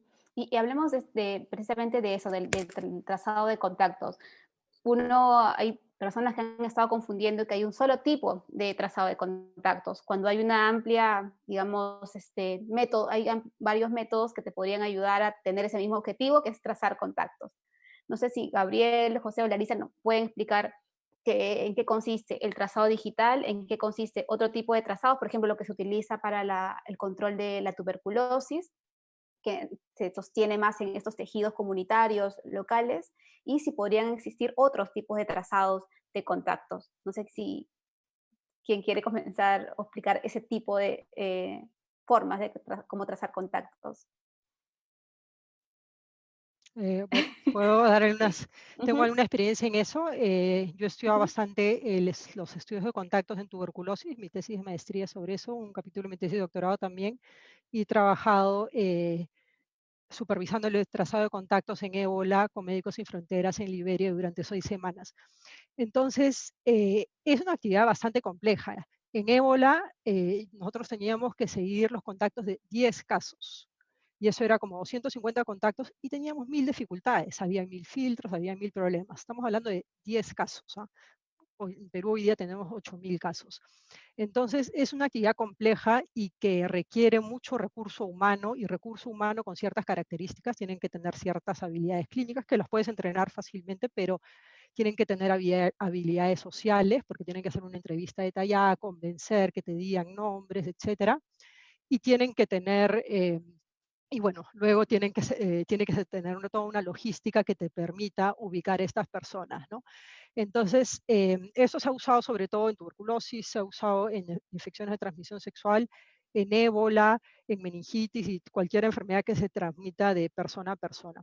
Ahora, claro, todo el mundo dice, ¿por qué es que no hay un trazado de contacto? Sí, tengo entendido que cuando inició la pandemia lo hicieron, sé que una DIRIS llegó hasta 60 casos y que cuando siguieron a los contactos de 60 casos se vieron desbordados, que me parece relativamente respetable. O sea, Singapur, Corea, con las capacidades, o sea, de otro nivel que tienen, con 100, 200 casos, se desbordan, ¿no? Entonces, y empiezan a cerrar. O sea, es difícil, los seres humanos no somos robots, entonces es difícil, por más Corea, que tiene 1000 controles con cámaras, etcétera, es difícil hacerlo todo fino y siempre se te van a escapar algunos. Ahora, igual hay que hacerlo, o sea, no hay forma que probablemente ahora cuando estaba subiendo y ahora que estamos todavía muy altos, no va a tener mayor impacto en que vaya a reducir muchísimo los casos porque son demasiados contactos. Hoy pueden haber 2 millones de contactos que tendríamos que seguir. Eso es imposible, ¿no? Entonces, pero igual lo tienes que hacer. Uno, para armar la capacidad, porque cuando tus casos bajen y ahí se haya un impacto del trazado de contactos, lo vas a necesitar. Entonces se entiende que en todo este tiempo has estado armando la capacidad, has estado afinando tus cuestionarios, has estado entrenando al personal. Otra razón importante para continuar haciéndolo, a pesar que no vaya a tener tanto impacto cuando los números son muy altos, es que así descubres nuevas formas de transmisión que no esperabas, ¿no? Es como que estás haciendo investigaciones de brotes y dices, oye, acá están habiendo unos megabrotes y no lo habíamos planificado, tomas medidas ahí. Y otra es que algo de impacto sí tiene, ¿no? Que es una de las recomendaciones importantes que haría, ¿no? Que es priorizar. Uno puede, desde la llamada, que me parece que es una estrategia que se tendría que fortalecer, tener un call center de muy alta calidad. El 113 no puede ser un sitio al que llamar 10 veces, que no te contestan, que nunca van. El call center es la primera 3 puerta de días. entrada, perdón, o días. Sí, pues, o sea, Que duran 2, 3 días. Ujú. es la primera puerta de entrada del paciente con síntomas, y si no quieres que él salga de su casa a contagiar porque quiere buscar atención en salud como debe ser, tu call center debe ser de primera calidad. y ahí puedes empezar la lista de contactos desde ahí. Entonces, con algunas preguntas podrías tener un puntaje que te identifique los contactos que podrían ser posibles superexpansores. Sexo, edad, ocupación, si se puede más fino, mejor, ¿no? Entonces, un hombre joven que está saliendo a trabajar 7 días a la semana es un riesgazo, eso puede ser un superexpansor. A ese contacto, si quieres buscarlo y rápidamente, ¿no? A los otros, a los que te dicen por teléfono, no, yo me voy a quedar en cuarentena, no hay problema, si tenemos, no es necesario, bueno, ¿qué van a hacer algunos? Pues no priorizarlos, ¿no? Entonces, así como ahorita los equipos de respuesta rápida priorizan ir a las personas que tienen signos de alarma, por supuesto hay que hacerlo y rápido, priorizan ir a los que tienen factores de riesgo para hacer severidad, está muy bien, pero esas son las razones clínicas y está muy bien que las hagan, hay que hacerlas para reducir mortalidad, pero la razón la prioridad de salud pública sería ir a las casas de los casos y de los contactos que por teléfono han sido reportados como con alto riesgo, que podrían super expandir. Y en esos, ahí puedes estar cortando cadenas de transmisión muy importantes, o sea, que vayan a contagiar a miles de personas. Entonces, esas 4 cosas me parece que se tienen que mantener. Sobre el trazado digital, en ningún país, ni en Singapur ni en Corea, ha funcionado el app. O sea, esa es la realidad, ¿no? Y claro, puede ser muy atractivo, pero entre que tiene que tener muchas personas lo tienen que usar, en algunos casos el app tiene que estar abierta mientras tú te estás moviendo, hay falsos positivos cuando hay una pared o algo así, hay falsos negativos, y en todos los casos, incluso en Corea, que tiene toda una legislación y harta experiencia en esto, de base a las epidemias previas, ellos confirman o sea, tienen múltiples sistemas, ¿no? Las tarjetas de crédito, las cámaras, el app, y ellos confirman con una llamada con un humano para ver que ese contacto realmente haya sido un contacto de riesgo. Además que ahorita en Perú a mí no me parecería la prioridad porque si ni siquiera, o sea, estamos teniendo problemas para aislar. Entonces, ¿qué contacto vas a rastrear si no estás aislando el caso, ¿no? Primero tienes que aislar el caso rápido, ahí listas a sus contactos, los rastreas a los extradomiciliarios, porque los domiciliarios ya están en la casa, no hay mucho que rastrear, y por lo menos podrías aislar a los domiciliarios. Eso ya sería un montón. Un estudio de modelamiento en Inglaterra ha encontrado que el incluir a los extradomiciliarios te aportaría en 5 a 15%. Probablemente sea más acá en Perú, sobre todo además porque estamos abiertos, porque está todo abierto. Pero bueno, se podrían hacer esas cosas. Entonces, la parte digital, y en un inicio, cuando recién veo esto de las apps, digo, bueno, sí te puedes sumar, y sí creo que podría sumar, pero no es tan simple como sacar una app, ¿no? Y ya está. Te puede identificar contactos que el caso índice no quiso reportar, que el caso índice no sabía que fue su contacto. Por ejemplo, vas a un mercado, no sabes quiénes los nombres, y te puede identificar a alguien que no se acuerda, ¿no? Entonces, esas 3 cosas te aporta, por supuesto, una cosa automatizada, que luego el humano tiene que llamar a confirmar qué es, ¿no? Y bueno, lo que dicen de la rapidez, de que te dice ahí mismo qué es. No, pero si nosotros estamos dando pruebas moleculares en 6 días, ¿qué rapidez va a ser? ¿No? Entonces tenemos, me parece que brechas bastante más grandes que tenemos que cerrar, y eso aportaría o sea, cerrando esas brechas probablemente ya podríamos mejorar un montón. Ahora, hay muchas cosas en la tecnología que pueden ayudar muchísimo al rastreo de contactos manual. Por ejemplo, aplicación, y que las están usando en Nueva Zelanda, las están usando en Estados Unidos, que son, bueno, tecnología que te ayuda a organizar la logística, porque es súper complejo. Cada paciente, un indicador importantísimo en la epidemia es la proporción de casos que vienen de la lista de contactos. O sea, cuando ya uno tiene la epidemia bajo control, cuando todos tus casos salen de los contactos que tenías registrados. Cuando tienes casos que no sabes dónde se han contagiado, tu epidemia está sin control. El Perú nunca ha reportado ese indicador, nunca, en todos estos meses. Argentina, Colombia lo reportan todo el tiempo. Claro, ahorita Argentina creo que 20% de sus casos vienen de la lista de contactos, es bien bajo, pero por lo menos lo reportan, ¿no? Entonces, bueno, toda esta logística, la tecnología puede ayudar a crear sistemas más fáciles para organizar, para cruzar las bases de datos, para geolocalizar, entiendo que están teniendo un problema muy grande y el Ejército y la Marina ya han contribuido bastante para ayudar a la geolocalización de las viviendas. Entonces sí creo que hay que aprovechar al máximo la tecnología. Por ejemplo, otra cosa que no le he visto acá y sería muy, muy útil es una app que puedas reportarlo. Sé que Perú en tus manos tiene algo de eso, pero no sé si está diseñada exclusivamente para eso. Una persona que es contacto y que está en cuarentena en su casa debe reportar sus síntomas diariamente y de manera que eso pueda ahorrar llamadas y solamente lo llaman si es que ha reportado un síntoma en el app, ¿no? O en la aplicación. Y luego la parte digital es solo una parte, de ahí viene toda la parte logística que nuevamente tiene esta brecha de implementación. Las personas no se van a aislar solamente porque alguien les dijo, necesitan tener comida, necesitan que no los boten de su trabajo.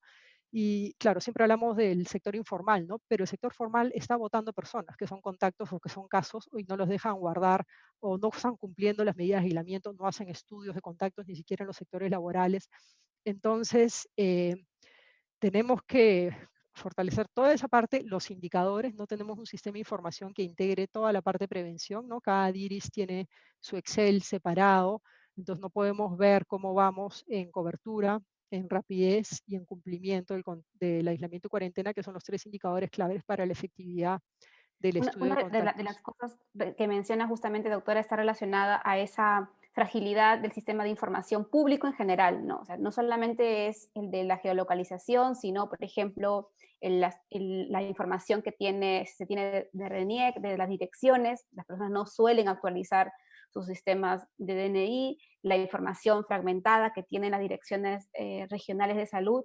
Gabriel, no sé, desde tu experiencia también, ¿cómo crees que esta estrategia de trazado de contactos que mencionaba Larisa se puede implementar a estas otras estrategias que está intentando hacer el MINSA y cuán fundamental debería ser para conocer la real dimensión? De repente no ahora, como bien menciona la doctora Otero, sino también después, cuando la pandemia empiece a pasar. Sí, yo no estoy tan desencantado del trazador de contactos, ¿no? Ya sea el manual o el digital. Yo creo que sí han habido algunos ejemplos que han funcionado. Digamos, ya hay una gran cantidad de países que tienen un ejemplo de cómo hacer trazabilidad de contactos digital, ¿no? Pero creo que para Perú lo ideal sería, digamos, empezar y fortalecer un sistema de trazado de contactos manual. Y no solo, y esto es importante, porque no solo es para COVID, y ese es un mal enfoque que siento que se está tomando con esta pandemia, ¿no? Muchos países en Asia, cuando han sufrido varias pandemias, han fortalecido su sistema de salud, no para esa pandemia, sino su sistema de salud y su sistema de vigilancia. En Perú lo que estamos haciendo es empujar cosas para COVID. Tenemos un SIS-COVID, por ejemplo. Además de todos los miles de sistemas que ya había en el Ministerio de Salud, hemos empujado un SIS-COVID que está encima de todos los sistemas, ¿no? Cuando acabe COVID, sí, bueno, Larisa después puede comentar un poquito más, pero digamos, este trazador digamos, tendríamos que enfocarnos primero a fortalecer un sistema de vigilancia, o sea, tener un sistema de vigilancia que si es que tenemos problemas con la contabilidad de los casos, que haga un manejo sistemático y robusto de los contactos. El día de hoy es poco creíble, ¿no? Si el gobierno decidiera abrir la puerta a desarrolladores que los tiene el país, a investigadores que los tiene el país y a dinero que se podría canalizar, diría que eso podríamos intentar una primera fase de prueba, ¿no? Y no se tiene que hacer, digamos, solamente en Lima, ¿no? Hay ciudades más pequeñas que tienen un número de contagios y un número de redes que se podrían contener. Tenemos diferentes fases de la pandemia, ¿no? Y hay algunas que están disminuyendo, hay otras que recién están empezando a subir, pero claramente es un problema complejo, ¿no? Lo que siento que al igual que en las pruebas, esta dicotomía entre soy hincha de las pruebas rápidas, soy hincha de las pruebas moleculares, eso debería absorberse por un sistema de salud que sepa, o con un sistema de vigilancia que sepa para qué se usa qué cosa y cómo se va a aplicar, ¿no? Ciertamente es un problema complejo también por los temas de confidencialidad de información y demás, que ya han habido problemas aquí en Estados Unidos y en otros países, ¿no? Lo que creo es que podría, en el mejor de los casos, armarse, digamos, sé que ya hay grupos que han estado empujando esto de forma multidisciplinaria, ¿no? Y tenemos el expertise de muchos desarrolladores, desde la parte privada hasta universidades como la UNI, UTEC y otras más, que tienen potencial académico para hacerlo. Aún con un deficiente sistema de información pública. Lo que siento es que el primer paso es ese, ¿no? Tener un buen sistema de información pública y un buen sistema de vigilancia epidemiológica, en realidad. Y una de las Para aristas llegar a eso, Lo que pasa es que ese es el problema, ¿no? Estamos tratando de hacer soluciones grandes en un solo bloque, cuando en realidad lo que tenemos que ir haciendo son soluciones escalonadas, ¿no? Tener un primer escalón con alguna solución realista en el corto plazo, porque en una pandemia no podemos darnos el lujo del mediano largo, y ir construyendo sobre eso, ¿no? Se podría armar múltiples grupos en realidad que desarrollen en paralelo. ¿Qué tan eficiente? vamos a terminar. Vamos a la última pregunta porque ya nos estamos pasando y vamos, es para los tres, para José, Larisa y para ti, Gabriel. Vamos a proyectar ahora un cuadro, que se los voy a compartir también ahora, es sobre parte de la presentación que tuvo hoy el gobierno en torno a la vacuna, que es uno de los temas que más nos importa y además donde gran parte de los países ha depositado la esperanza para contener lo que parece incontenible en estos días, ¿no? La pandemia.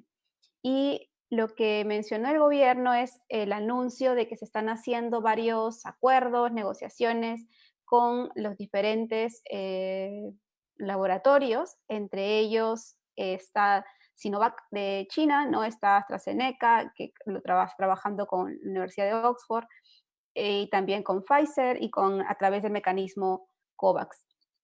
Lo que nos dice este recuadro que han presentado es que se están tratando de comprar o negociar la compra en total de 6 millones de que puedan cubrir alrededor de 30 millones de personas, ¿no? Entonces, para eso se está comprando un lote al proyecto que tiene Sinovac, al otro proyecto de AstraZeneca, otros 6 millones a Sinopharm, Pfizer y otro bloque a través de COVAX.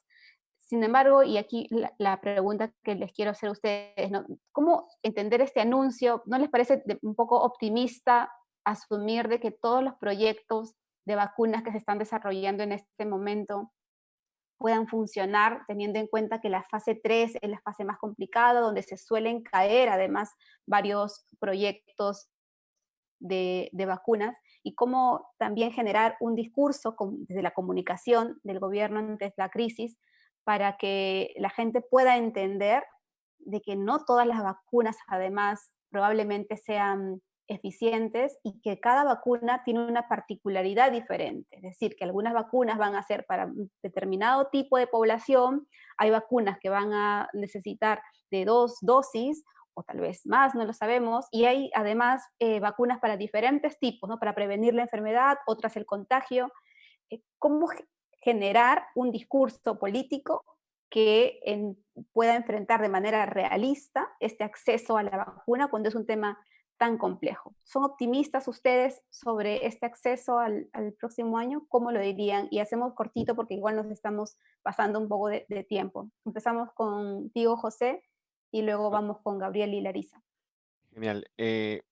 Escuchando al presidente hoy día, rescato el lado positivo del anuncio con respecto a la vacuna, más allá de la parte científica, técnica, imagino que Larissa y Gabriel van a comentar más.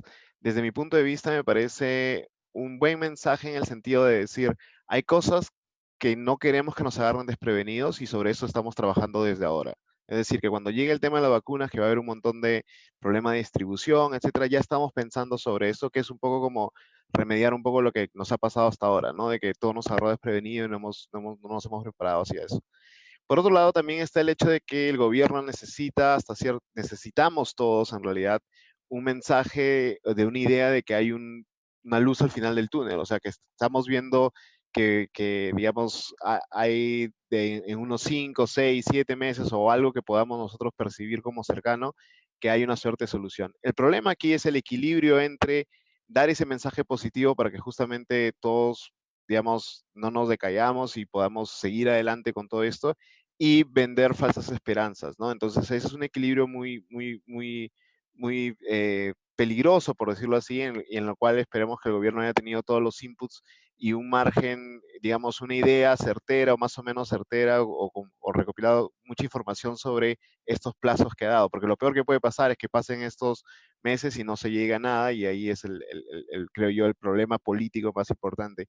Y sobre esto simplemente quiero agregar algo que mencionó Gabriel, que es muy importante, y es el aspecto de comunicación. O sea, tú comunicas para informar, pero también en esta pandemia lo que queremos es comunicar para cambiar comportamientos.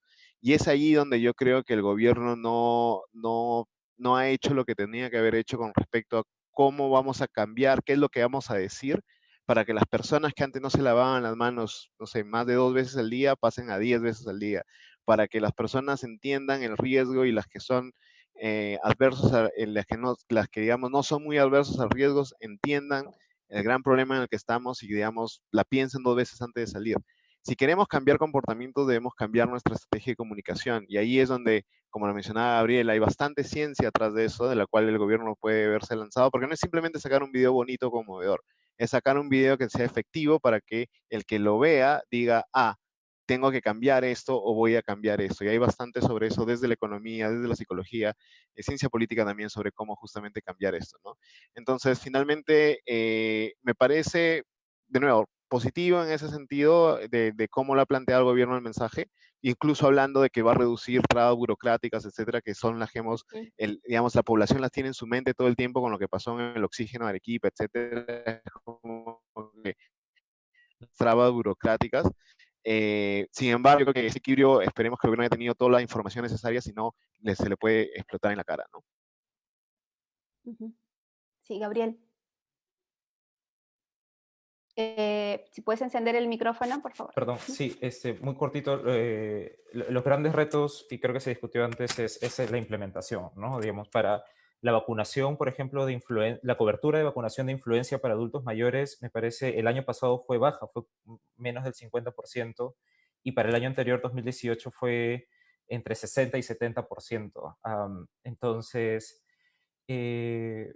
lo que hay que rescatar es que tenemos un sistema de vacunación para la primera infancia bastante robusto y que tiene coberturas extremadamente altas, ¿no? O sea, hay experiencia que se debe trasladar para ver cómo hacer el trabajo comunitario, el trabajo para llegar a comunidades indígenas, comunidades con accesos, sí, con acceso bastante remoto. Es un reto enorme, pero se tiene que hacer. O sea, si se ha hecho para trabajos de investigación en malaria, tuberculosis y dengue, claramente se puede trasladar para esto, ¿no? Se necesita mucha logística.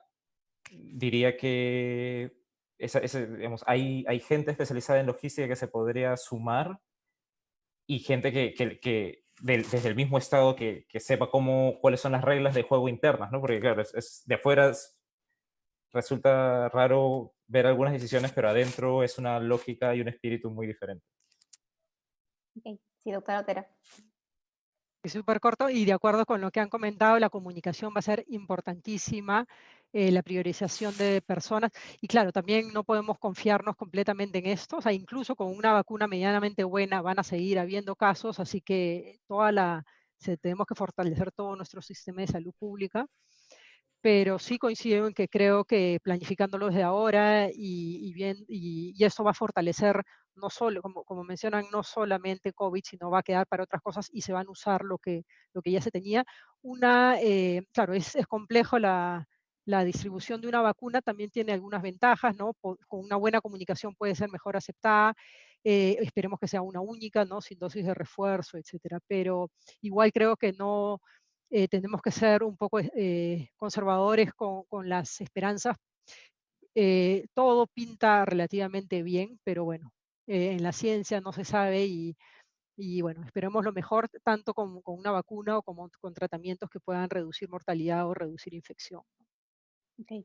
Bueno, muchas gracias, doctora Otero, Gabriel y José Incio, por acompañarnos en este programa. Vamos a terminar solamente invitándolos a visitar el sitio ojo-publico.com, donde vamos a publicar además el resumen de este programa y podrán verlo completo también en las cuentas de YouTube. Nos vemos el próximo jueves a las 6:30. Gracias.